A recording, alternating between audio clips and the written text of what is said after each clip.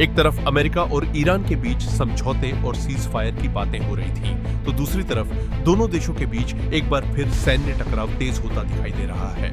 America ने Iran के 2 महत्वपूर्ण ठिकानों पर सैन्य हमला किया है। अमेरिकी सेना के मुताबिक यह कार्रवाई उस घटना के जवाब में की गई जिसमें ईरान ने अमेरिकी MQ-9 ड्रोन को मार गिराया था। अमेरिका ने इस हमले को आत्मरक्षा में उठाया गया कदम बताया है। जानकारी के अनुसार अमेरिकी हमले ईरान के गोरू और केश्मीर द्वीप पर किए गए। अमेरिकी सेंट्रल कमांड यानी सेंटकॉम का दावा है कि इन हमलों में ईरानी air defence system, drone control station और 2 हमलावर ड्रोन नष्ट कर दिए गए। अमेरिका का कहना है कि यह ड्रोन क्षेत्र से गुजर रहे जहाजों के लिए खतरा बन सकते थे। अमेरिकी अधिकारियों के मुताबिक हमले में किसी अमेरिकी सैनिक को नुकसान नहीं पहुंचा। दूसरी तरफ ईरान ने इन हमलों की कड़ी निंदा की है। ईरान का दावा है कि अमेरिकी ड्रोन उसके हवाई क्षेत्र में घुसा था और उसे गिराना उसकी सुरक्षा का हिस्सा था।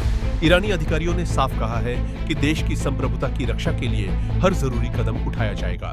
दोनों ही देश खुद को बचाव की स्थिति में बता रहे हैं, जिससे हालात और ज्यादा तनावपूर्ण बन गए हैं। इसी बीच खबर यह भी सामने आई कि ईरान ने कुवैत में स्थित अमेरिकी सैन्य अड्डों को निशाना बनाते हुए मिसाइल और ड्रोन हमले किए। हालांकि रिपोर्ट्स के मुताबिक अधिकांश हमलों को इंटरसेप्ट कर लिया गया। कुछ अमेरिकी सैनिकों के घायल होने की भी जानकारी सामने आई है। हालांकि इसकी आधिकारिक पुष्टि सीमित है। विशेषज्ञों का मानना है कि कुवैत में अमेरिकी सैन्य मौजूदगी काफी मजबूत है और यह इलाका रणनीतिक रूप से बेहद महत्वपूर्ण माना जाता है। ईरान लंबे समय से यह कहता रहा है कि वह पश्चिम एशिया से अमेरिकी सैन्य प्रभाव को खत्म करना चाहता है। ऐसे में अमेरिकी ठिकानों को निशाना बनाना सीधे तौर पर वॉशिंगटन को संदेश देने की कोशिश माना जा रहा है। कुछ विश्लेषकों का यह भी मानना है कि इस पूरे संघर्ष में इजरायल का अप्रत्यक्ष कनेक्शन भी हो सकता है, क्योंकि पिछले संघर्षों में अमेरिका और इजरायल ने कई मुद्दों पर एक साथ काम किया था।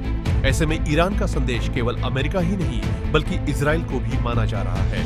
फिलहाल पूरे पश्चिम एशिया में तनाव का माहौल बना हुआ है।